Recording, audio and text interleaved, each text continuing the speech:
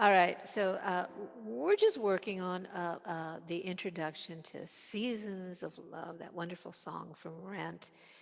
And we do the introduction the same way that we do the coda, the very, very ending. And we were talking about identifying the melody line of it and the rhythmic component of the melody line. We were doing the da, da, da, da, da, da, da, da, da, da, da, da, da, da, and that little syncopated part, da, da, da, we identified as happening on the B flat chord. Again, the chords are 2 beats of F, 2 beats of C, 2 beats of B flat, 2 beats of F, and then we repeat that motif. 2 beats of F, 2 beats of C, 2 beats of B flat, and 2 beats of F. Now, what helps, what I found helps, is the chord forms that we're using to make that C chord and, of course, the B flat. So we can hook that melody line into the chord. So I'm hearing the melody line ba, ba, ba, ba, ba, ba, ba.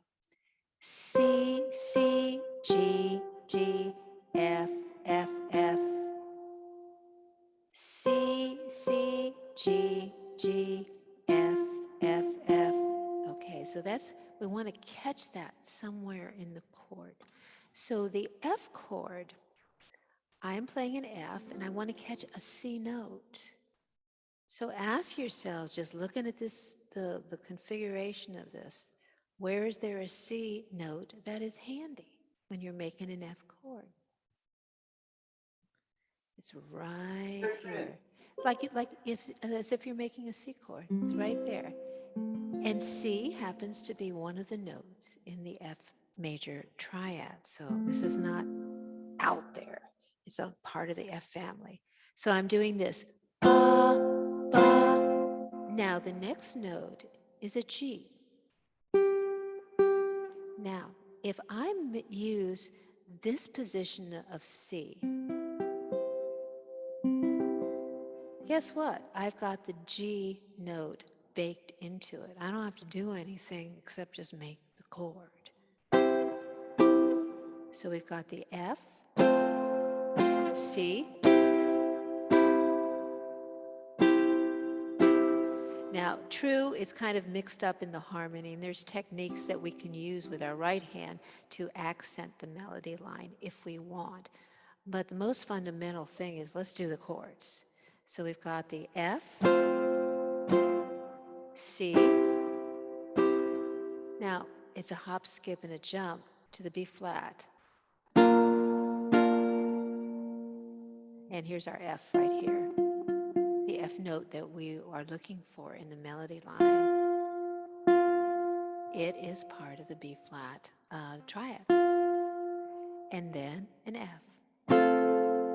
You don't have to do the added C there. So let me show you.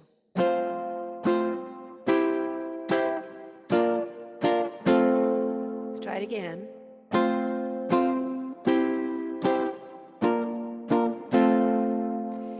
Now I'm using a little trick that I learned when I learned how to play auto harp a gazillion years ago. If you're trying to do a melody, you just try to bring your fingers up to that melody note. And I'm kind of using the same trick. I'm taking aim as I'm strumming this. So I'm taking aim on the A string, and then the rest of the melody falls on the E string. And I'm trying to take aim on that. It's a little muddy, but I'm trying. What I'm trying to do is not play the A string, so I can stop at the melody line.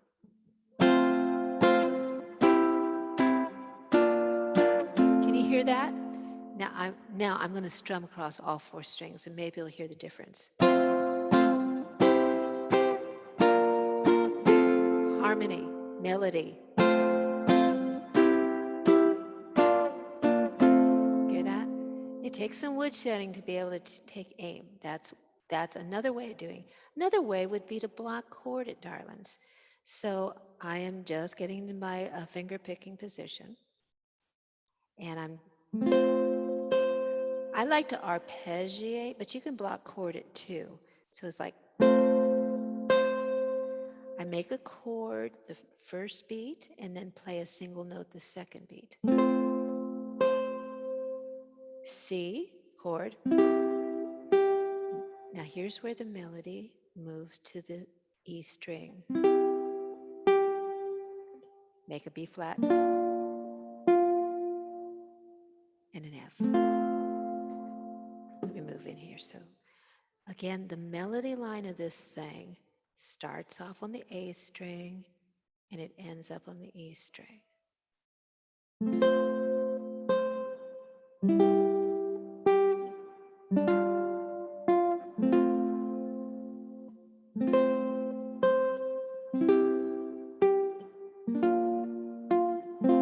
Let's try it again.